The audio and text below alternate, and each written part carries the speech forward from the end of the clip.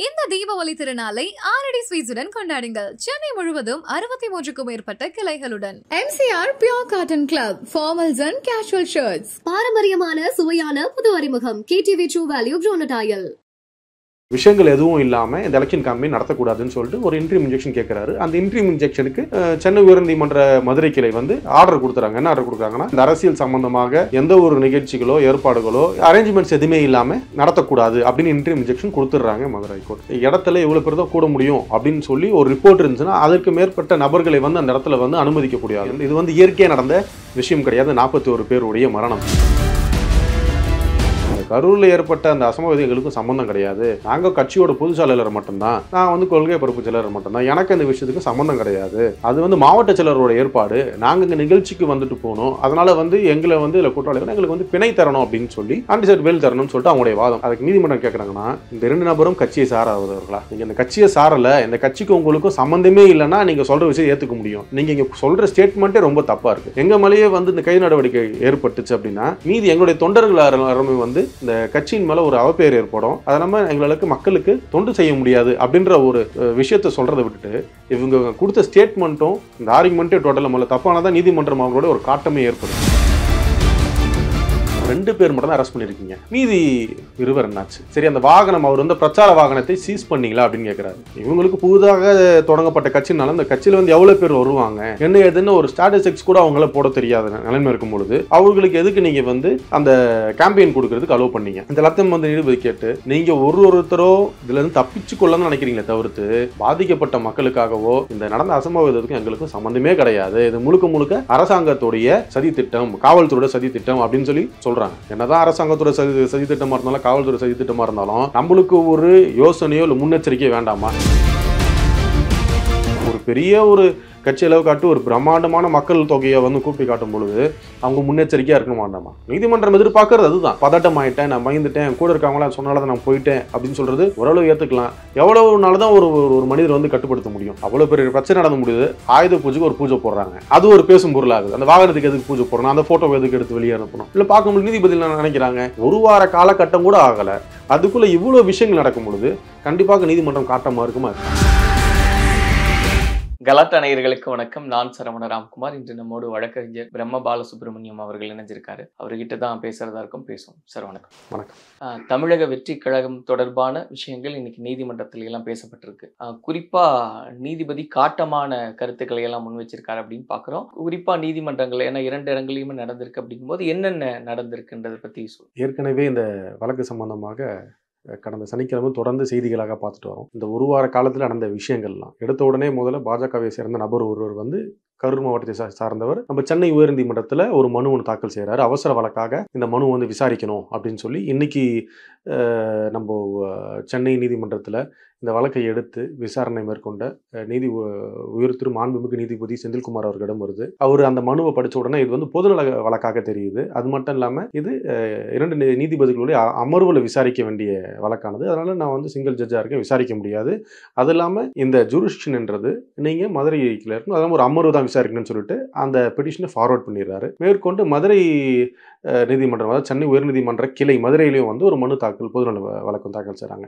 அது இன்பிட்வீனில் வந்து பார்த்தீங்கன்னா மாவட்ட செயலாளர்கள் அப்புறம் அவர் கூட இருந்த நபர்கள் வந்து கைது செய்யப்படுகிறார்கள். மேலும் 2 தாவேகா கட்சியுடைய பொதுச் செயலாளர் புசி ஆனந்தும் மற்றும் அந்த ஆதவ் அர்ஜுனா அவர் 2 பேர் வந்து கைது செய்யல. அவங்க வந்து ஆன்டிசெப்டரி பெயில் அப்படின்னு சொல்லக்கூடிய பிணை வந்து இந்த மதுரை உயர்நீதிமன்ற கிளையில வந்து தாக்கல் செய்திருக்காங்க. இதெல்லாம் வழக்கம் சேர்த்து இன்னைக்கு வந்து ஆர்குமெண்ட் தொடர்ந்து வந்து பார்த்தீங்கன்னா இந்த தசரா ஹாலிடேஸ் வெக்கேஷன் அதெல்லாம் கோர்ட் மாறணும். இன்னைக்கு கோர்ட்டில் வந்து ஸ்பெஷல் சிட்டிங்காக வந்து உட்காடுறாங்க. மதுரை உயர்நீதிமன்றம் சென்னை கிளையிலையும் சரி, இங்கே நம்ம சென்னை உயர்நீதிமன்றத்திலையும். முதல்ல நம்ம மதுரை உயர்நீதிமன்ற கிளையில் வந்து நடந்த அந்த விஷயங்களை வந்து முதல்ல சொல்கிறேன். அது ஒரு பொதுநல வழக்காக ஒரு வழக்கறிஞர் தாக்கல் செய்கிறாரு. அந்த வழக்குக்கான அந்த விவரங்கள் வந்து காலையிலேயே வந்து வெளியிடப்படுறாங்க. என்னன்னு சொல்லி அவர் வழக்கு தாக்கல் செஞ்சிருக்காரு அப்படின்னு பார்த்தீங்கன்னா, இதன் மேற்கொண்டு அதாவது ஒரு 41 பேர் வந்து இந்த தாவேகா பொதுக்கூட்டத்தில் இறந்திருக்கிறாங்க. அதனால மேற்கொண்டு வரக்கூடிய இந்த பொதுக்கூட்டமானது எலெக்ஷன் இன்னும் ஒரு 6 மாத காலத்துக்குள்ள எலெக்ஷன் வரனால அவங்க கட்சி சார்பாக கேம்பெயின் நடத்துறது வழக்கம். ஏன்னா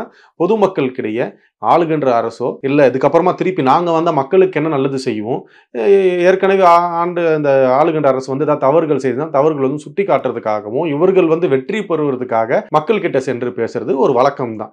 அதே வழக்கம் நடக்குதோ கேம்பெயினாக வந்து நடக்குது. அது தாவேக்கான்ற ஒரு கட்சி, ஒரு நடிகரை சார்ந்த கட்சி, ஒரு பிரபலமான ஒரு நபருடைய அவர் பார்க்கறதுக்கு கூட்டம் ஒரு பக்கம், அது இல்லாமல் ஒரு கட்சியை சார்ந்த நபர்களும் சேர்ந்திருக்க கூட்டத்தில் வந்து தள்ளுமுள்ளு ஏற்பட்டு ஒரு 41 பேர் வந்து இறந்துடுறாங்க. ஒரு துயர சம்பவம். அந்த மாதிரி விஷயங்கள் நடக்கும் பொழுது அந்த பொதுநல வழக்காக அவர் பதிவு என்ன சொல்றாரு, இனி வரும் காலங்களில் இந்த மாதிரி ஒரு எலெக்ஷன் கேம்பெயின் நடந்துச்சுன்னா எஸ்ஓபிஸ்ன்னு சொல்லக்கூடிய முன்னிலை எச்சரிக்கை உடைய விஷயங்கள் எதுவும் இல்லாமல் இந்த எலெக்ஷன் கேம்பெயின் நடத்தக்கூடாதுன்னு சொல்லிட்டு ஒரு இன்ட்ரீம் இன்ஜெக்ஷன் கேட்குறாரு. அந்த இன்ட்ரீம் இன்ஜெக்ஷனுக்கு சென்னை உயர்நீதிமன்ற மதுரை கிளை வந்து ஆர்டர் கொடுத்துறாங்க. என்ன ஆர்டர் கொடுக்குறாங்கன்னா, இவர் சொல்றது கரெக்டு தான், இதுக்கப்புறமா எந்த ஒரு கேம்பெயின், அதாவது இந்த அரசு சம்பந்தமாக, அந்த அரசியல் சம்பந்தமாக எந்த ஒரு நிகழ்ச்சிகளோ ஏற்பாடுகளோ இந்த மக்களை வந்து சந்திக்கும் முன்னாடி இந்த அரேஞ்ச்மெண்ட்ஸ் எதுவுமே இல்லாமல் நடத்தக்கூடாது அப்படின்னு இன்ட்ரீம் இன்ஜெக்ஷன் கொடுத்துட்றாங்க மதுரை ஹைகோர்ட். அதுக்கப்புறமா அவர் இந்த மெயின் சூட் என்ன ப்ரேயர் கேட்குறாரு அப்படின்னும் பொழுது பார்த்தா நேஷனல் டிசாஸ்டர் அப்படின்னு சொல்லி ஒரு குரூப் இருக்குது. அது என்ன எதுக்குனாலனா, இந்த பொதுமக்களுக்கு எந்த ஒரு இயற்கையாவோ இல்லை செயற்கையாவோ இது வந்து இயற்கையாக நடந்த விஷயம் கிடையாது. 41 பேருடைய மரணம் ஏன்னா செயற்கை தான். ஏன்னா ஒரு இடத்துல இவ்வளோ பேர் தான் கூட முடியும் அப்படின்னு சொல்லி ஒரு ரிப்போர்ட் இருந்துச்சுன்னா அதற்கு மேற்பட்ட நபர்களை வந்து அந்த இடத்துல வந்து அனுமதிக்க கூடாது. சமீபத்தில் அரசுடைய அறிக்கைன்னு பார்த்தா 500 காவலர்கள் வந்து அந்த நிகழ்ச்சிக்கு வந்து உட்படுத்தப்பட்டாங்க. அவங்க வந்து தொடர்ந்து அந்த நிகழ்ச்சியில் வந்து ஈடுபட்டிருந்தாங்க. காவல்துறையினர் வந்து பணியை செஞ்சுக்கிட்டு இருந்தாங்க. அதுக்கு மீறி அதிகமான மக்கள் தொகை வரும் பொழுது ஒரு காவலர்களால் வந்து குறிப்பிட்ட மக்கள் தொகையை தான் வந்து கட்டுப்படுத்த முடியும். ஆனால் அந்த இடத்துல அவங்க நினச்ச எண்ணிக்கைக்கு மேலே வந்து மக்கள் அங்கே கூடனால தான் எங்களை கட்டுப்படுத்த முடியல. அது மேலே அந்த நாங்கள் சொன்ன இடம் வேற, அவர் நகர்ந்து வந்து பேசின இடம் வந்து வேற. அதனால தள்ளுமொழி ஏற்படுத்த சொல்லி அரசு சார்பாகவும் காவல்துறை சார்பாகவும் ஸ்டேட்மெண்ட் கொடுத்தாங்க. அதுக்காக ஸ்பெஷல் இன்வெஸ்டிகேஷன் டீம் சொல்லி எஸ்ஐடி டீம் ஒன்று ஃபார்ம் பண்ணியிருக்காங்க. அதுக்கு அஸ்ரா கார்க்குன்னு சொல்லி அடிஷனல் கமிஷனர் அவருடைய தலைமையில் ஒரு எஸ்ஐடி டீமும் இருக்குது. அதை வந்து கரூர் எஸ்பியும் வந்து பார்க்கணும். அந்த ஆய்வு உடனடியாக விஷயங்கள் எல்லாம் தாக்கல் பண்ணணும் அப்படின்னு சொல்லியும் நீதிமன்றம் வந்து ஆணை கொடுத்துருக்கு. இன்பிட்வீனில் வந்து அருணா ஜெகதீஷன் சொல்லி ஒரு நீதிபதி அவர்கிட்ட அவங்களுடைய சார்பாகவும் ஒரு குழுவை அமைச்சு நடந்த உண்மையான விவரங்களை வந்து அரசுக்கு தாக்கல் செய்யணும்னு சொல்லிட்டு அரசு சார்பாக ஒரு தனி நீதிபதியுடைய அறிக்கையும் ஒரு டீமும் ஒன்று ஃபார்ம் பண்ணியிருக்காங்க. இந்த விஷயங்கள் வந்து மதுரையில் ஏற்பட்டிருந்தாலும் மீன்வயல் வந்து ஆதவ் அர்ஜுனாவும் அந்த தாவேகா கட்சியுடைய பொதுச்செயலர் புசி ஆனந்த் அவர்களும் வந்து இந்த ஏற்கனவே ஆன்டிசெப்டிக் பெயில் போட்டிருக்காங்க இல்லையா, அந்த ஆன்டிசெப்டிக் பெயில் பண்ணும்போது இவங்க 2 பேரும் வரல. அவர்களுடைய மனு இன்னைக்கு விசாரணை வரும்போது அவங்க சொல்றாங்க, இந்த கரூரில் ஏற்பட்ட அந்த அசம்பாவிதங்களுக்கும் சம்பந்தம் கிடையாது, நாங்கள் கட்சியோட பொதுச்செயலாளர் மட்டும்தான், நான் வந்து கொள்கை பரப்பு செயலர் மட்டும்தான், எனக்கு அந்த விஷயத்துக்கு சம்பந்தம் கிடையாது, அது வந்து மாவட்ட செயலரோட ஏற்பாடு, நாங்கள் இங்கே நிகழ்ச்சிக்கு வந்துட்டு போகணும், அதனால வந்து எங்களை வந்து இல்லை குற்றவாளிகள் எங்களுக்கு வந்து பிணை தரணும் அப்படின்னு சொல்லி ஆன்டிசெப்டிக் பெயில் தரணும்னு சொல்லிட்டு அவங்களுடைய வாதம். அதுக்கு நீதிமன்றம் கேட்குறாங்கன்னா, இந்த 2 நபரும் கட்சியை சாராதவர்களா, நீங்க இந்த கட்சியை சாரல, இந்த கட்சிக்கு உங்களுக்கும் சம்பந்தமே இல்லைன்னா நீங்க சொல்ற விஷயம் ஏத்துக்க முடியும். நீங்க இங்க சொல்ற ஸ்டேட்மெண்ட்டே ரொம்ப தப்பா இருக்கு. ஒரு ஆன்டிசெப்டிக் பெயில் வேணும்னா கோர்ட்ல வந்து கன்வின்ஸ் பண்ண, கோர்ட்ல பேசுற விஷயங்கள் வந்து நிறைய விஷயங்கள், மாறுபட்ட விஷயங்கள் நிறைய பேசுறது இருக்கு. கோர்ட்ல போயிட்டு எனக்கும் இந்த நடந்த இந்த அசம்பாவிதத்துக்கு சம்பந்தமே கிடையாது, இந்த 41 பேருக்கு அந்த மாவட்ட செயலாளரும் அதை சார்ந்த மாவட்ட சார்ந்த நபர்கள் மட்டும்தான், அது அந்த நிர்வாகிகள் மட்டும்தான் நடவடிக்கணும், எங்களை தேவையில்லாம இது உள்ள வந்து எங்களை சேர்த்துட்டாங்க இந்த எஃப்ஐஆர்லன்னு சொல்றாங்க. நீங்க இந்த கட்சியுடைய மாநில பொதுச் செயலாளர், இன்னொருத்தர் கொள்கை பரப்பு செயலர் அப்படின்னும் பொழுது நீங்களா முன் வந்து மக்கள் பாதிப்புக்கு உள்ளாயிருக்காங்க, ஏதோ ஒரு அசம்பாவிதம் ஏற்பட்டுருச்சு, நீதிமன்றத்துக்கிட்ட வந்து நாங்க இதுக்கு மன்னிப்பு கேட்கிறோம், நாங்க இந்த ஊரை விட்டு எங்கேயும் போக மாட்டோம், இந்த ஊரு தான் இருப்போம், விசாரணைக்கு எல்லாத்துக்கும் நாங்க வந்து உடன்படுறோம், மேற்கொண்டு இந்த மாதிரி அசம்பாவிதம் நடக்காம நாங்க பாத்துக்கிறோம், என்னதான் இருந்தாலும் நாங்க வந்து எங்களுடைய கட்சி சார்பாக நடந்த நிகழ்ச்சி தான், ஆனால் நிகழ்ச்சியில வந்து ஏற்பட்ட அந்த துயரமானது எங்களால் இன்னைக்கு வரைக்கும் அதை ஏற்றுக்கவும் முடியல, நாங்கள் வந்து மன்னிப்பு கேட்குறோம், எங்களுக்கு பிணையில் விடுங்கன்னு சொல்லி கேட்கும்போது நீதிமன்றம் வந்து யோசிக்கிறதுக்கோ சரி ஓகே இவங்க வந்து உண்மையை ஒத்துக்கிறாங்க, அதாவது நடந்த அசம்பாவிதத்துக்கும் எங்களுக்கும் வந்து சம்மந்தம் இல்லை, ஆனால் நாங்கள் எதிர்பார்த்ததோட மக்கள் கூட்டம் அதிகமாக வந்துச்சு, அதனால வந்து ஒரு எதிர்பாராத அசம்பாவிதம் நடந்துச்சுன்னு சொல்லி கேட்கும் பொழுது கோர்ட்கோ டைம் இருக்கும், ஓகே அவங்க வந்து பண்ணல, சரி ஓகே ஒரு இன்ட்ரீம் பெயில் கொடுக்கலான்ற எண்ணம் இருக்கும். ஆனா இவங்க என்ன சொல்லிட்டாங்க, அதான் எடுத்துக்கல, இவங்க என்ன சொல்லிட்டாங்க, எடுத்த உடனே ஒரு கட்சியை சார்ந்த ஒரு மாநில பொதுச்செயலர் சொல்லும் போது என்னோட நிர்வாகிகளை வந்து எதுவும் பண்ணாதீங்க, நான் ஒரு மாநில செயலர்னா நாங்க வந்து நடந்தது தவறு தான் ஏத்துக்கிறோம், ஆனா எதிர்காலத்துல இந்த மாதிரி விஷயங்கள் நடக்காது, எங்களுக்கு இன்ட்ரீம் பெயில் கொடுத்தீங்கன்னா அந்த இன்வெஸ்டிகேஷன் ஃபுல்லா நாங்க கோஆபரேட் பண்றோம், எங்களுக்கு டைம் வேணும், எங்கன்னா இன்ட்ரீம் பெயில கொடுக்காம நாங்கள் வெளியே போக முடியாது, இப்போ எங்களே வந்து அரசு பண்ணி போட்ட ஒரு அரசியல் கட்சி, புதுசாக தொடங்கப்பட்ட அரசியல் கட்சி எங்களுது, நாங்க மக்களுக்கு நல்லது செய்யணுன்ற ஒரு நோக்கத்துல வந்திருக்கோம், எங்க மேலேயே வந்து இந்த கைது நடவடிக்கை ஏற்பட்டுச்சு அப்படின்னா மீதி எங்களுடைய தொண்டர்கள் எல்லாருமே வந்து இந்த கட்சியின் மேல ஒரு அவப்பெயர் ஏற்படும், அதை நம்ம எங்களுக்கு மக்களுக்கு தொண்டு செய்ய முடியாது அப்படின்ற ஒரு விஷயத்த சொல்றதை விட்டுட்டு இவங்க கொடுத்த ஸ்டேட்மெண்ட்டும் இந்த ஆர்குமெண்ட்டே டோட்டலா மேல தப்பானதான் நீதிமன்றம் அவங்களோட ஒரு காட்டமே ஏற்படுது, அது ஒரு பக்கம் விட்டுறலாம். நம்ம சென்னை உயர்நீதிமன்றத்தில் ஒரு மாண்புமிகு நீதிபதி அவர்கள் செந்தில்குமார் அவருக்கு முன்னாடி வந்து இந்த பெட்டிஷன் வரும்பொழுது அவர் என்ன கேட்கிறாருன்னா 2 பேர் மட்டும் தான் அரெஸ்ட் பண்ணிருக்கீங்க, மீதி 2 என்னாச்சு அப்படின்னு ஒரு கேள்வி வருது. அது ஏபில இருக்காங்க. சரி, அந்த வாகனம் அவர் வந்து பிரச்சார வாகனத்தை சீஸ் பண்ணீங்களா அப்படின்னு கேட்கிறாரு. இல்ல ஒன்றும் சீஸ் பண்ணல அப்படின்னு சொல்றாங்க. சரி, இந்த இவ்வளவு கூட்டம் வந்திருக்கு, அது அந்த கூட்டம் வரும் பொழுது இந்த காவல்துறை அந்த நபர்களுக்கு அந்த மாவட்ட செயலாளர்கிட்டயோ இல்ல அவர் நிர்வாகிகள்கிட்டயோ முன்னெச்சரிக்கை சொல்லி, ஏன்னா டைரக்டா அவங்க கரூருக்கு வரல, திருச்சி நாமக்கல் போய் நாமக்கல்ல ஒரு பிரச்சாரம் முடிச்சுட்டு தான் அங்கிருந்து வராங்க. அங்கே நாமக்கல்லையும் அதே மாதிரி இஷ்யூஸ் ஏற்படுது. அதுவும் நாமக்கலுக்கு முன்னாடி கடந்த வாரத்திலையும் அதே மாதிரி இஷ்யூ வருது. சிலவர்கள் வந்து மயக்கம் அடைஞ்சு விழுந்திருக்காங்க. அப்படின்னும் பொழுது அந்த ஏன் நீங்க கவர்னன்ஸ் ஃபாலோ பண்ணல அப்படின்னு காவல்துறையிடம் வந்து கேட்கிறார். இது மட்டும் நீதிபதி அவர்கள் சொல்றாங்க, புதிதாக தொடங்கப்பட்ட கட்சி, இந்த கட்சிக்கு வந்து எவ்வளவு பேர் மக்கள் தொகை வராங்கன்னா, ஒன்னு அவரு ஒரு பிரபல நடிகர், இன்னொன்று மக்களுக்கு அந்த கட்சியை சார்ந்த அந்த நடிகரும் நடிகரை சார்ந்த அந்த அமைப்பை சார்ந்தவர்களும் அப்படியே மாவட்ட செயலாளராக வந்து மாறுறாங்க. அப்படின்னும் போது அந்த மக்கள் வந்து அவர் பார்க்கணுன்ற எண்ணத்துல வந்து ஒண்ணு கூடுறாங்க. இவங்களுக்கு புதிதாக தொடங்கப்பட்ட கட்சினால அந்த கட்சியில வந்து எவ்வளவு பேர் வருவாங்க என்ன ஏதுன்னு ஒரு ஸ்டாட்டிஸ்டிக்ஸ் கூட அவங்கள போட தெரியாத நிலைமை இருக்கும் பொழுது அவர்களுக்கு எதுக்கு நீங்க வந்து அந்த கேம்பெயின் கொடுக்கறதுக்கு அலோவ் பண்ணீங்க? நம்ம கொஸ்டின்ஸை வந்து அவர் அடுக்க கேள்விகள் கேட்கும் பொழுது அந்த இடத்துல நம்ம ஸ்டேட் பிபி முகமது ஜின்னா அவர்கள் வந்து அவர் சைட்ல இருந்து, அதாவது அரசு சார்பாக ஆதரவக்கூடிய அரசு வழக்கறிஞர் மாநில வழக்கறிஞர் அவர்கள் வந்து எடுத்து உரைக்கிறார் நீதிபதி அவர்களிடம். இல்ல நாங்க வந்து சொன்ன SOPs எல்லாம் கரெக்டாக சொன்னோம், இவ்வளவு நீங்க சொல்றது 10,000 மக்களுக்கு மேலதான் அங்க கூடுவாங்க, அதனால இந்த இடத்துல எல்லாமே இந்த இடத்த மாற்றணும்னு நாங்க சொன்னோம். அது இல்லாம முன்கூட்டியே அவரை வந்து அவருடைய வாகனத்தை நிப்பாட்டி வச்சு அங்கேயே பிரச்சாரம் செய்யுங்கன்னு சொல்லி சொன்னோம். ஆனா அதை மீறி தான் வாகனம் வந்து தள்ளி போய் பேசுன்னு சொல்லிட்டு அரசு தரப்புல இருந்து விளக்கம் சொல்றாங்க. இந்த எல்லாத்தையும் வந்து நீதிபதி கேட்டு, நீங்க ஒருத்தரோ இதுல இருந்து தப்பிச்சு கொள்ளணும்னு நினைக்கிறீங்களே தவிர்த்து பாதிக்கப்பட்ட மக்களுக்காகவோ இல்ல நடந்த அந்த அசம்பாவிதத்துக்கு நாங்க பொறுப்பு ஏத்துக்கிறோம். அதாவது எப்படின்னா, அரசாங்கம் ஒரு பக்கம் பொறுப்பா இருந்தாலும் காவல்துறை வந்து ஒழுங்கா செயல்படல அப்படின்னு சொல்லி காவல்துறை மேலே அரசாங்கத்துக்கு மேல வந்து பழிய போட்டாலும் இந்த கட்சியின் சார்பாக தானே அங்க ஒரு மீட்டிங் நடந்துச்சு, இது நடந்த அசம்பவத்துக்கு நாங்க தான் காரணம் அப்படின்னு சொல்லி மொத்தம் எடுத்துக்க முடியாது. இருந்தாலும் எங்களுடைய கவனக்குறைவால் நடந்துச்சு அடுத்து நடக்காத ஒரு வார்த்தை சொல்றதுக்காக நீதிமன்றமோ நீதிபதி அவர்களோ வந்து எதிர்பார்க்கறாங்க. ஆனா இவங்க முழுக்க இந்த நடந்த அசம்பவத்துக்கும் எங்களுக்கும் சம்பந்தமே கிடையாது, இது முழுக்க அரசாங்கத்துடைய சதி திட்டம், காவல்துறையோட சதி திட்டம் அப்படின்னு சொல்லி சொல்றாங்க. என்னதான் அரசாங்கத்தோட சதி திட்டமா இருந்தாலும் காவல்துறை சதி திட்டமா இருந்தாலும் நம்மளுக்கு ஒரு யோசனையோ இல்ல முன்னெச்சரிக்கையோ வேண்டாமா? தொடர்ந்து நம்ம இப்பதான் வளர்றோம், இப்பதான் ஒரு கட்சி ஆரம்பிச்சு 2வது மாநாடு போட்டோம், நம்ம மேல அதிகமாக எதிர்ப்பு இருக்குன்னு தெரியும், வெட்ட வெளியில லிட்டரலா வந்து ஆளுகின்ற அரசுக்கு வந்து நம்ம ஆப்போனன்ட் நிறைய விஷயங்கள் பேசுறோம் கொள்றோம், நம்மளுக்கு எதிர்ப்பு இருக்குன்னு சொல்லி தெரியும் பொழுது நம்ம அதுக்கேற்ற மாதிரி முன்னெச்சரிக்கையா இருக்கணும்ல. நார்மலாக ஒரு பக்கத்து வீட்டுல இருக்கிறவன் நம்ம பார்த்து முறைச்சுக்கிட்டே இருக்கான், அவன் ஒரு பதவியில இருக்கான் பொழுது நம்ம என்ன பண்ணுவோம், சரி இப்ப எதுக்கு கோவப்பட்டே இருக்கான், நம்ம எப்படியும் ஒரு சூதானமா இருந்துக்கிறோம், பார்த்து இருந்துட்டு போவோம், எதுக்கு அவனை பிரச்சனை. நார்மலா பக்கத்துல இருந்து நினைக்கும் பொழுது ஒரு பெரிய ஒரு கட்சி அளவு காட்டு ஒரு பிரம்மாண்டமான மக்கள் தொகையை வந்து கூப்பிட்டு காட்டும் பொழுது அவங்க முன்னெச்சரிக்கையா இருக்கணும் வேண்டாமா? நீதிமன்றம் எதிர்பார்க்கறது அதுதான், நாங்க முன்னெச்சரிக்கையா இருந்திருக்கணும், நாங்க வந்து தவறிட்டோம், அதற்கு நாங்க முதல்ல வந்து ஒரு அப்பாலஜி கேட்டுக்கிறோம், மன்னிப்பு கேட்டுக்கிறோம் நீதிமன்றத்துக்கிட்ட. மேற்கொண்டு இந்த மாதிரி விஷயங்கள் நடக்காது. இந்த குடும்பத்துக்கு, அதாவது எங்களுடைய சொந்த, அதாவது அந்த கட்சியுடைய தலைவர் நான் சொல்றேன், என்னுடைய சம்பாதித்த சொந்த பணத்தை நான் மக்களுக்கு தரேன், 20 லட்சம் மக்களுக்கு தரேன், அரசாங்கமோ இல்லை மத்திய அரசோ மாநில அரசோ சொன்ன அந்த பணத்தோடைய, அதாவது அந்த பணத்தை கொடுத்தா ஒரு இழப்புக்கு சமமாகாது, இருந்தாலும் அவங்களுடைய அந்த இழப்புக்கு சமமாக எக்ஸ்ட்ராவாக நாங்கள் வந்து தரோம், நான் உழைச்ச பணம் தான் தரேன் அப்படின்னு சொல்லி அவர் ஸ்டேட்மெண்ட் சொல்றாரு. அது மட்டும் இல்லாமல் என்னோட நிர்வாகிகளை வந்து நீங்க மிரட்டாதீங்க, எதுனாலும் என்ன வந்து டைரக்டா பேசுங்க அப்படின்னு ஒரு தலைமை சார்பாக ஒரு தலைவர் சொல்லும் பொழுது ஒரு பொதுச் செயலாளரோ இல்லை வந்து இந்த கூட இருக்க அந்த கொள்கை பரப்பு செயலாளரோ சொல்ற விஷயங்களே வேற மாதிரி இருக்கு இல்லையா? ஒரு தலைமை ஒருத்தர் சொல்ற சொல்லதான் இதெல்லாம் கேட்கணும்.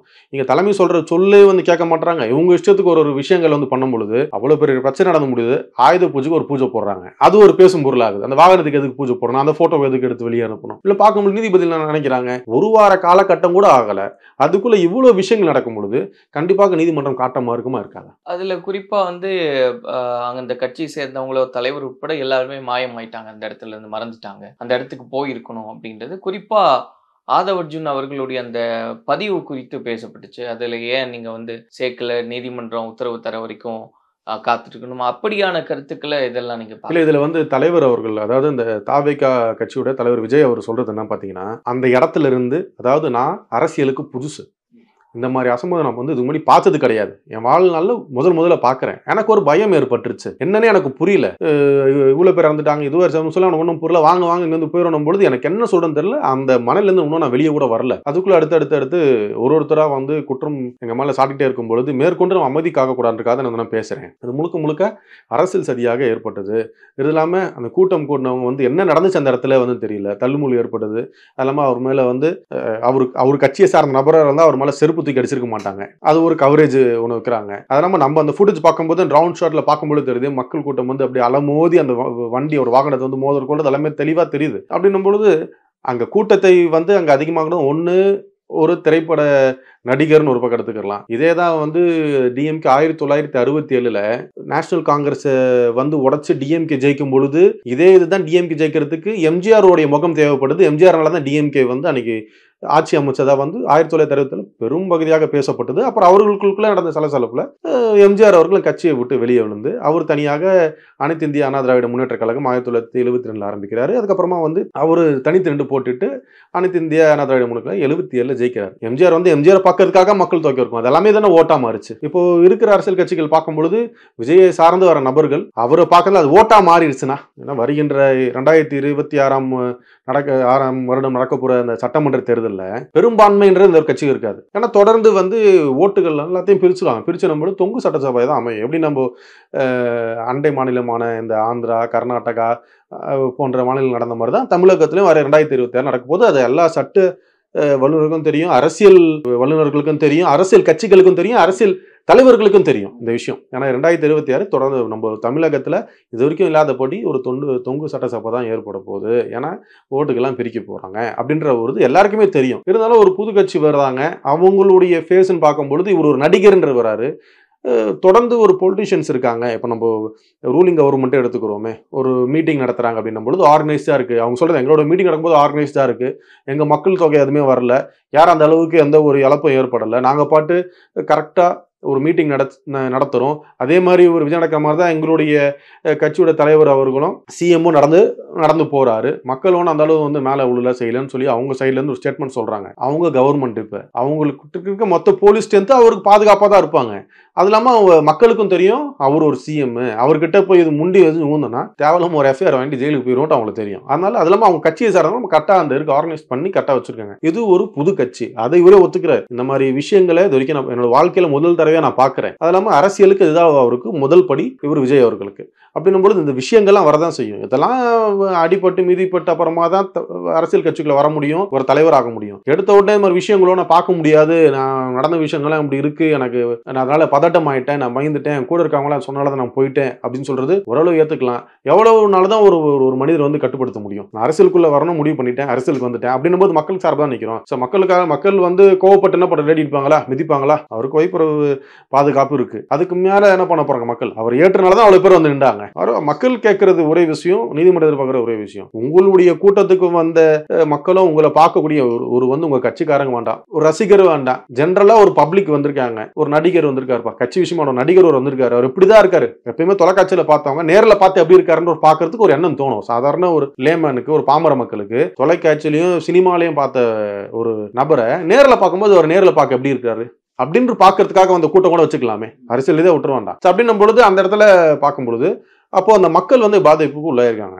41 பேர் இறந்துட்டாங்க. அப்படின்னும் பொழுது இவர் போயிட்டு இவர் தரப்புல இருந்து இறந்த அந்த மக்கள் அந்த குடும்பத்திற்கு தலா 20 லட்சம் நான் கொடுத்துட்றேன் அப்படின்னு சொல்லிட்டாரு. சரி ஓகேங்க, நீங்க வந்து ஏதோ நீங்க சொன்னது வந்து ஏத்துக்கிறேன், சரி ஏதோ கொடுக்குறேன், அதாவது ஆறுதல் சொல்ல முடியல, என்னால் முடிஞ்ச ஒரு நிதி உதவி நான் பண்றேன்னு சொல்றாரு. அதை நேரில் போயிட்டு அந்த வீட்டில் சொல்லியிருக்கலாமே. அன்னைக்கே அவர் தேதியில் இருந்துட்டு எனக்கு இருக்க மக்களை வந்து நான் போய் பார்க்கறேன், நான் சந்திக்கிறேன், அன்னைக்கு இஷ்யூவா இருக்கு.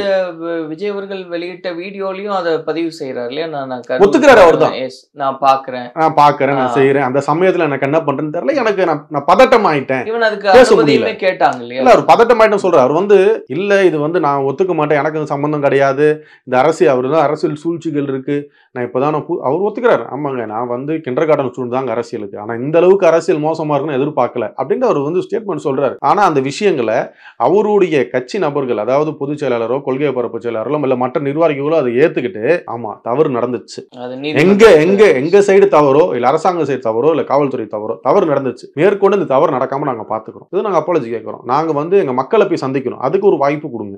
ஒரு வழக்கு போட்டாங்க செஞ்சாங்கன்னா அவங்க தான் குற்றவாளின்னு சொல்லி காவல்துறையால் சொல்ல முடியாது. நீதிமன்றம் இருக்கு, நீதிமன்றத்துடைய தீர்ப்பு மட்டுமே அவர் குற்றவாளியா இல்ல நிரபராதியான்னு சொல்ல முடியும், காவல்துறையா சொல்ல முடியாது. நடந்த ஒரு இன்சிடென்ட்டுக்கு ஒரு எஃப்ஐஆர் போட்டுட்டாங்க, 2 நிர்வாகி, நான் மொத்தம் 4 பேர் மேலே எஃப்ஐஆர், அதில் 2 நிர்வாகிகளை வந்து கைது செய்து சிறையில் அடைச்சிருக்காங்க, மீதி 2 பேர் இருக்காங்க, அவங்க வந்து ஏபி ஃபைல் பண்ணியிருக்காங்க, ஆன்டி சேஃப்டி பேலுக்காக இருக்காங்க.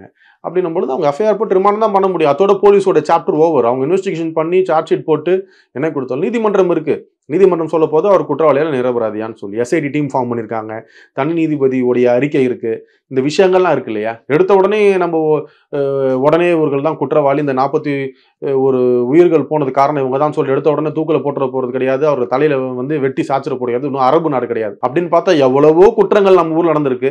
அந்த குற்றங்களுக்கு எல்லாத்துக்கும் வந்து உடனே இன்ஸ்டன்ட் தண்டனை கொடுத்தா எவ்வளவு பேர் இன்னைக்கு ஊரே வர மாதிரி இருக்குமே. கள்ளக்குறிச்சி விஷயங்கள் இருந்து அப்புறமா அந்த ஏர்ஃபோர்ஸ் மிரல் நடந்திருந்து எல்லாமே, அதாவது நேரங்கள் வந்து எல்லாருக்குமே சரியாக அமையும் சொல்ல முடியாது. ஒரு சில நேரங்கள் வந்து மாற்றி அமையும் அப்படின்னும் பொழுது இந்த ஒரு சில அசம்பாவிதங்கள் ஏற்படும். ஆனால் அசம்பாவிதம் 41 உயிர்கள் வந்து அநியாயமா போயிருச்சு அப்படின்னும் பொழுது அவர் ஒத்துக்கிறார். ஆனால் நிர்வாகிகளும் தலைவருக்கு ஏற்ற மாதிரி தலைவர் சொல்றத ஒண்ணு கேட்டு நடக்கணும், இல்ல நிர்வாகிகள் எல்லாத்தையும் சொல்லி ஒரு தலைமை பேசணும். இங்க தலைமைக்கும் நிர்வாகிகளுக்குள்ளேயே அதிகமான கேப் இருக்கனால இந்த இஷ்யூகள் ஏற்படுது. அண்ட் நிறைவா சார், இப்போ இன்னைக்கு நடந்த நிகழ்வுகள்லாம் பேசுறோம், இது டிவிகேவை பொறுத்த வரைக்கும் எவ்வளவு பெரிய ஒரு செட்பேக்கா இருக்கும், இல்ல எப்படி இருக்கும்ன்றது பார்த்து ஏற்கனவே சொன்ன விஷயங்கள் தான். இப்போ நடந்த இந்த ஒரு இன்சிடென்ட்ன்றது யாராலும் ஏத்துக்க முடியாது. தொடர்ந்து அனைத்து கட்சிகளும் வந்து ஆளுகின்ற அரசு தொடர்ந்து தாவேகாவுடைய அஜாக்கிரதையும் அது இல்லாம காவல்துறை சொன்ன விஷயங்களை வந்து ஏத்துக்காதனாலதான் இந்த விஷயங்கள் ஏற்படுதுன்னு சொல்லிட்டு ஆளுகின்ற அரசு தரப்பாக தாவேகா மேல வைக்கக்கூடிய குற்றச்சாட்டு. தாவேகா சொல்லக்கூடிய குற்றச்சாட்டு என்னன்னா, நாங்க கட்டதா இருந்தோம், காவல்துறை சரியாக அந்த இடத்துல கவர்ன் பண்ணல, போலீசிங் பண்ணல, காவல்துறை போலீசிங் பண்ணிட்டு இருந்தாங்கன்னா இந்த பிரச்சனைகள் அப்படின்றது குறிப்பா இன்னைக்கு அந்த சிபிஐ விசாரணை கோரிய மனு தள்ளுபடி செய்யப்பட்டிருக்கு, இவங்களுக்கான அந்த பிணை அப்படின்றதும் கிடையாது அப்படின்றது ஆயிடுச்சு. அப்போ இதுக்கப்புறம் நடவடிக்கைகள்லாம் நெருங்கும் அப்படின்றது நம்ம பாக்குறோம்.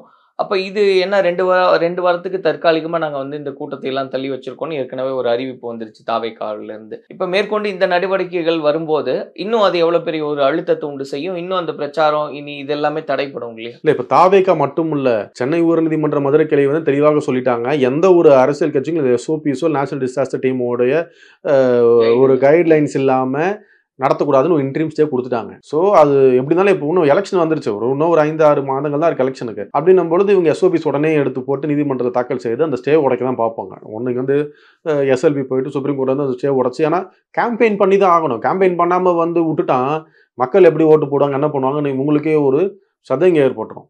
எந்த இருக்கிற அரசியல் கட்சி எல்லாமே பொதுவாக நான் சொல்கிறேன். அப்படின்னும் பொழுது அந்த ஸ்டேவை வெக்கேட் பண்ண முதல்ல பார்ப்பாங்க, அந்த SOPs கைட்லைன்ஸை வந்து முதல்ல ஒருநிலைப்படுத்த பார்ப்பாங்க.